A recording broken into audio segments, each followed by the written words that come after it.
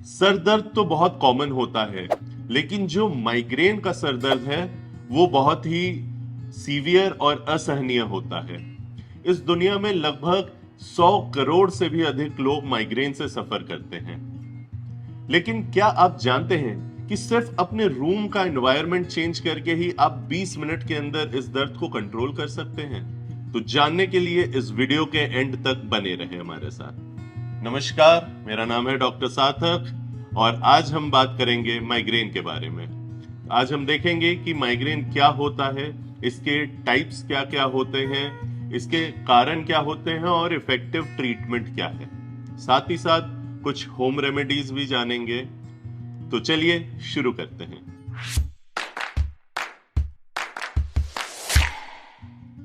तो सबसे पहले समझते हैं कि माइग्रेन हेडेक होता क्या है।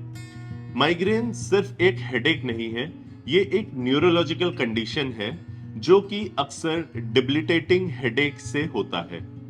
इसमें अक्सर नोजिया, वॉमिटिंग, साथ ही साथ light and sound sensitivity extreme होती है और ये आपके डे टू डे लाइफ को, डे टू डे वर्क को भी हैम्पर कर सकता है। अक्सर देखा गया है ये जो माइग्रेन का अटैक होता है ये कुछ घंटों से लेके कुछ दिन तक भी चल सकता है। तो आइए देखते हैं सिम्टम्स ऑफ माइग्रेन क्या होते हैं। माइग्रेन में तेज हेडेक के साथ साथ कुछ और भी सिम्टम्स हो सकते हैं, जैसे कि बहुत ज्यादा थकावट महसूस होना, बार बार जमाई आना, या किसी खास चीज के लिए खाने का मन होना, या फिर ज्यादा प्यास लगना, मूड चेंजेस, मूड स्विंग जैसी चीजें होती हैं। यहाँ तक कि गर्दन में स्टिफनेस, नेक स्टिफनेस होती है और किसी किसी में देखा गया कि उनको बार बार यूरिन भी आता है। किसी किसी को माइग्रेन में ऑरा भी आता है। With aura and without aura दो तरह के माइग्रेन होते हैं। ऑरा जो होता है ना वो मेनली होता है कि इंसान को आइडिया लग जाता है, जिनको माइग्रेन होता है उनको पता चल जाता है कि अब मुझे अटैक आने वाला है, हेडेक होने वाला है। तो ऑरा में यूजुअली उनको या तो थोड़ा धुंधला दिखाई देगा या जिगजैग लाइंस, लाइट तेज रोशनियां चमकेंगी आंखों के आगे, या फिर चक्कर आना शुरू हो जाएगा। बात नहीं कर पाएंगे, बात करेंगे तो सर में भारीपन, दर्द, ये सारी चीजें फील होंगी, या फिर कान में तेज आवाज बजेगा, टिंगलिंग सेंसेशन, कुछ चुभने जैसी फीलिंग होगी। तो ये सारी फीलिंग्स लोगों को ऑरा में होती है, जो कि 5 मिनट, 15 मिनट या आधा घंटा भी लास्ट कर सकती है और उसके बाद माइग्रेन का अटैक, जो हेडेक है, वो हेडेक शुरू हो जाता है। तो आइए अब जानते हैं कॉजेज ऑफ माइग्रेन, क्या क्या कारण होते हैं। अभी तक माइग्रेन के मुख्य कारण को समझा नहीं गया है कि ये किस वजह से होता है, बट कई सारे फैक्टर्स आइडेंटिफाई किए गए हैं कि इन वजहों से माइग्रेन हेडेक हो सकता है। और उसमें से सबसे बड़ा जो फैक्टर है वो है जेनेटिक्स या फैमिली हिस्ट्री। अगर आपके फैमिली में पेरेंट्स को स्पेशली माइग्रेन की हिस्ट्री है तो संभव है कि आपको भी माइग्रेन हो सकता है। इसके बाद जो होता है वो है change in brain chemistry, neurotransmitters में बदलाव, जैसे कि सेरोटोनिन। सेरोटोनिन की मात्रा में अगर चेंजेस आते हैं तो उसके वजह से दर्द को महसूस करने के तरीके में फर्क पड़ सकता है, उसकी वजह से भी माइग्रेन का अटैक आता है। और साथ ही साथ कुछ ट्रिगर्स होते हैं जो कि माइग्रेन को इनिशिएट कर सकते हैं। ट्रिगर्स जैसे कि स्ट्रेस, सबसे बड़ा फैक्टर होता है स्ट्रेस। अगर आपको तनाव है, आप गुस्से में हैं या किसी चीज का ओवर थिंक कर रहे हैं किसी चीज को, तो उसकी वजह से भी माइग्रेन हेडेक शुरू हो सकता है और कंटिन्यू रह सकता है। इसलिए जरूरी है अपने स्ट्रेस पे काबू पाना। इसके बाद जो दूसरा बड़ा फैक्टर होता है वो होता है hormonal changes. Hormonal changes specially womens को ज्यादा अफेक्ट करते हैं, जैसे कि प्रेगनेंसी के दौरान या फिर post and pre menstrual migraine headache भी बहुत कॉमन होता है।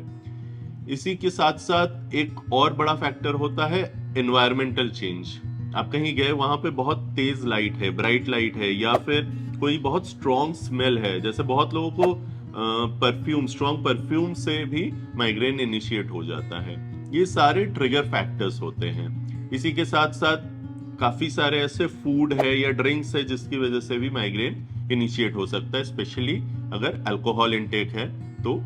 डिफरेंट लोगों के लिए डिफरेंट ट्रिगरिंग फैक्टर्स हो सकते हैं, जैसे कि change in altitude, loud sound, physical activity, extreme stress, skipping meals, change in your sleep pattern, having certain medications, दवाइयाँ जैसे कि oral contraceptive pills, उनकी वजह से भी माइग्रेन हेडेक शुरू होता है काफी लोगों में। अनयूजुअल फूड, कुछ नया ट्राई किया हो जो आपने पहले नहीं खाया था, हो सकता है वो भी एक ट्रिगरिंग फैक्टर का काम करे। अल्कोहल, स्मोकिंग, यहाँ तक कि ट्रैवलिंग यानी basically change in environment, change in weather, ये सारे आपके ट्रिगरिंग फैक्टर्स हैं। तो माइग्रेन के बारे में जो कथनी फेमस है वो ये है कि anything under the sun and the sun itself can trigger migraine. यानी मोटा मोटा देखा जाए तो किसी भी चीज से माइग्रेन हो सकता है, लेकिन हर एक इंसान के लिए ट्रिगरिंग फैक्टर अलग होते हैं। जरूरी नहीं है कि किसी को अगर किसी चीज से हो रहा है आपको भी उसी चीज से हो, but most of the things sudden changes migraine cause कर सकता है। ट्रीटमेंट ऑफ माइग्रेन, तो चलिए अब समझते हैं कि माइग्रेन ट्रीटमेंट के क्या क्या ऑप्शंस हैं। तो इसमें बेसिकली दो कैटेगरी में डिवाइड किया गया है, जो कि है एक्यूट ट्रीटमेंट और preventive treatment. Acute treatment migraine के एक्टिव अटैक के दौरान होता है, जिसमें इसके सिम्टम्स को रिलीव करने के लिए दवाई दी जा सकती है, जिसमें कि आप इस्तेमाल कर सकते हैं over the counter pain killers या फिर प्रेस्क्रिप्शन मेडिकेशंस में एनसेड्स होते हैं या ट्रिप्टान्स होते हैं। और प्रिवेंटिव ट्रीटमेंट, ये माइग्रेन अटैक की फ्रीक्वेंसी और सिवियरिटी को कम करने के लिए होती है, और इसमें डेली मेडिकेशन, लाइफस्टाइल मॉडिफिकेशन और थेरेपीज जैसे कि कॉग्निटिव बिहेवियरल थेरेपी शामिल है। इसके लिए आप अपने हेल्थ केयर प्रोवाइडर या अपने डॉक्टर से जरूर मिलिए, ताकि वो आपके लिए जो बेस्ट ट्रीटमेंट प्लान हो डिसाइड कर सके, प्लान कर सके। होम रेमेडीज फॉर माइग्रेन, तो आइए अब जानते हैं कुछ होम रेमेडीज जो कि 20 मिनट में आपके माइग्रेन की सिवियरिटी को कम करने में मदद कर सकती है। इसमें आप इस्तेमाल कर सकते हैं कोल्ड कंप्रेशन का। अगर आप सर पे, फोरहेड पे कोल्ड कंप्रेस करते हैं, आइस पैक लगाते हैं, तो इससे इन्फ्लेमेशन कम होगी, इसकी सिवियरिटी भी डिक्रीज करेगी। हाइड्रेशन बहुत जरूरी है। पानी पीने से भी माइग्रेन में रिलीफ मिल सकता है, क्योंकि डिहाइड्रेशन एक ट्रिगरिंग फैक्टर होता है। साथ ही साथ जैसे हमने बोला था कि रूम का एनवायरनमेंट चेंज करने से आपको रिलीफ मिलेगा, उसके लिए सबसे जरूरी है कि एक डार्क रूम होना चाहिए, क्योंकि ब्राइट लाइट, तेज साउंड, ये सब ट्रिगरिंग फैक्टर्स होते हैं। तो माइग्रेन के अटैक के दौरान एक अंधेरे कमरे में रिलैक्स करने की कोशिश कीजिए, इससे भी माइग्रेन की सिवियरिटी कम होगी। इसके अलावा herbal tea, ginger lemon tea या पेपरमिंट टी लेने से जो नोजिया, वॉमिटिंग की फीलिंग होती है, उसमें काफी आराम मिलता है, और हेडेक का, माइग्रेन का जो सिवियरिटी होती है वो भी कम हो जाती है। साथ ही साथ एसेंशियल ऑयल्स में भी स्पेशली लैवेंडर और पेपरमिंट भी, इनको स्मेल करने से, इनहेल करने से भी आपकी जो माइग्रेन की सिवियरिटी है वो काफी हद तक कम हो जाएगी। याद रखिए, ये होम रेमेडीज है, इनको मेडिकल ट्रीटमेंट से रिप्लेस नहीं किया जा सकता। हर एक इंसान के लिए अलग रेमेडी काम कर सकती है, जरूरी नहीं कि हर एक रेमेडी आपके लिए इफेक्टिव हो।